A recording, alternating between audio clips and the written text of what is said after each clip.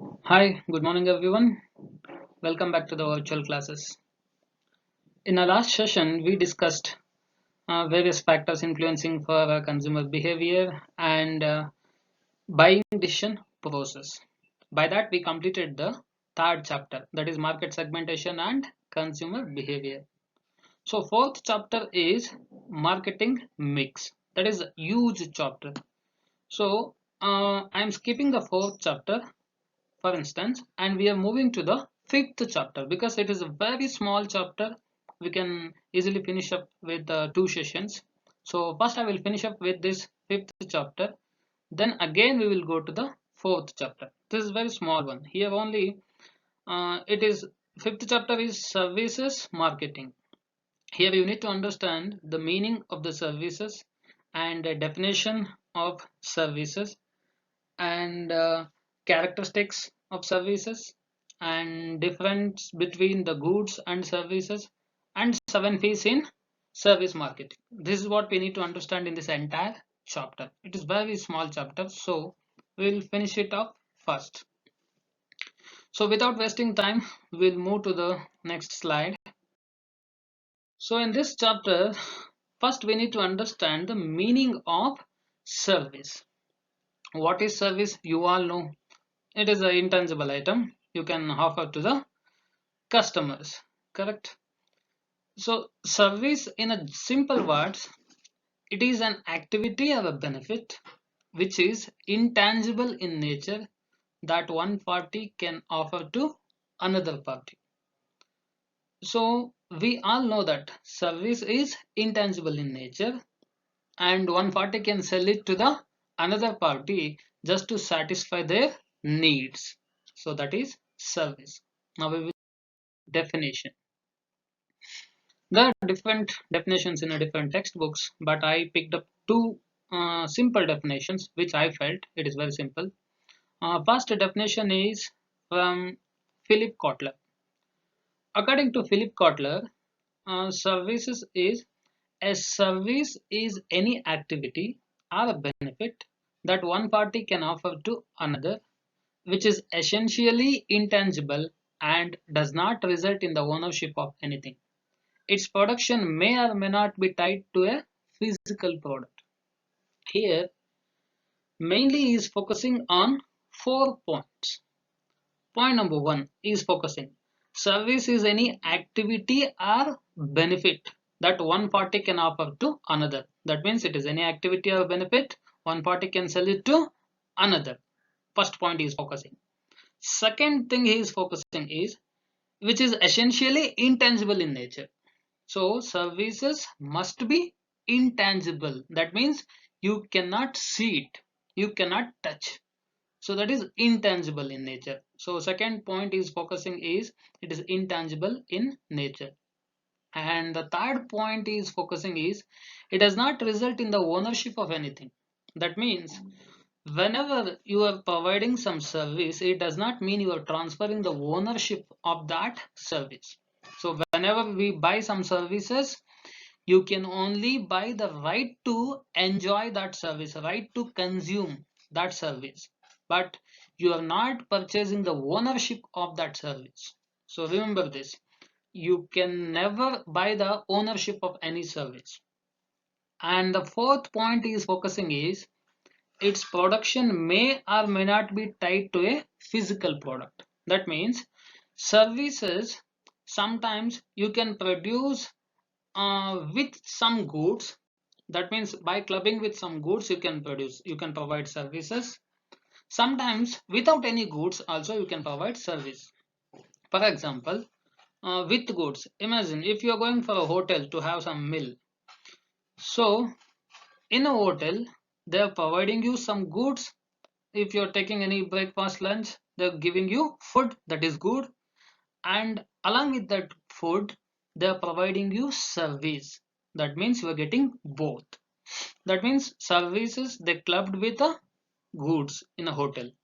But another example, imagine transportation, a metro or public transportation. Imagine here they're not giving you any goods, they're giving only services. So he's telling that production may or may not be tied to a physical product. Sometimes it may tied up with physical product, sometimes it may not. So I hope all of you understood the definition. This is very simple one. There is another definition given by American Marketing Association. It defines services as those activities, benefits, or satisfaction which are offered for a sale or provided in connection with the sale of goods. So it is very simple. They are telling service means any activity or benefit or which is we are giving for the satisfaction of the customers, and you are offering it for a sale or provided in connection with the sale of goods. Sometimes it is provided with the goods we provide sales. Here one thing you need to understand, without goods you can sell services, but without services you cannot sell any goods, because if even if you're producing some goods you need services, for example transportation to take that goods to the market or to the customer. So ultimately you need a service to sell any goods, but without goods you can create, you can produce services and you can sell it. So we'll move to the next slide, characteristics of services. Mainly there are 5 simple characteristics of services. First one is intangibility. You all know services are intangible in nature. Why? Because you cannot see, you cannot touch, only you can feel it. That is why it is intangible in nature. Intangibility. I hope you can understand all these are simple points. Second is inseparability. That means you cannot separate the services from the goods. If there is some goods means there must be some service. If you are going to sell that goods, of course you are using a salesman, you are using a transportation, all these are what? Providing services, giving services to the customer. Even after the sale of the goods we give after sale service. Okay, so it is inseparable. You cannot separate services from goods. Third point, variability. And the satisfaction level, whenever you consume services, the satisfaction varies even if you consume the same kind of service. For example, even if you are going to have a breakfast or a lunch in the same hotel every day, the satisfaction level of yours, it will get vary. Okay, that means services you cannot expect the same quality every day. So because every time newly they are creating services, that is variability. So it will vary always. For example, take another example. When you watch a movie, okay, that may be your favorite actor, hero or heroine. When you watch for the first time, your satisfaction level is different. We call it utility. When you watch it for a second time, third time, the same movie, your satisfaction is different. So it gets vary. Fourth point, perishability. And another important thing here is perishability. See, whenever it comes for the goods, sometimes you can store goods for a long time, but services you cannot store for a long time. Whenever they are providing, you must consume. If you miss the time, okay, you cannot get it again. You have to buy again the new services. For example, imagine train ticket. You purchased the train ticket. The train is at 9 a.m. from Bangalore to Delhi. Now, if you miss the train, okay, you cannot get that service, same service again. So you need to buy another new service. So you cannot store. So it will get perish as soon as possible. It is completely based on the time. And the last one is inability to own the services. I told you already, you cannot buy the ownership of any services. Only you can buy the right to consume that services, but you cannot buy the ownership. So nobody can transfer the ownership. Imagine, for example, you are using transportation. If you're going in a metro, you're purchasing ticket means you're purchasing the right to travel in that metro. It does not mean that you're purchasing the seat you're purchasing, you're taking the ownership for that matter. No. Same, if you're booking a cab, you are going by cab means you are having a right to use that cab for that 1 hour, 1.5 hour. It does not mean you are the owner for that car. So services, you cannot transfer the ownership. So you can only have the rights. These are the simple characteristics of services. I hope all of you understood this. Next, we will move to the differences between goods and services. It's very simple. All are simple points. By reading these points, you can easily understand. Still, I will give you one line explanation. Goods, services. You know the meaning of goods and services. Goods are some material or some item which is tangible in nature. You can sell it to the customers. But services, it is some facilities, some benefits, some amenities. You can sell it to the customers. Next, second point. Goods are tangible in nature because you can touch goods and you can see it. But services are intangible in nature. You cannot touch, you cannot see, only you can feel it, you can enjoy it. Then, third point, goods. In case of the goods, ownership can be transferred. Of course, if you are purchasing a laptop, the ownership will be transferred. If you are purchasing mobile phone, one pen, pencil, notebook, anything, ownership is transferred if you purchase any goods. But when it comes to the services, if you purchase any service, they are not transferring the ownership, they are transferring only right to use that service. Please understand this. Next, fourth point, evaluation is very easy in case of the goods. Okay, the satisfaction level of the customers, evaluating the satisfaction level is very easy. You can take the feedback very easily.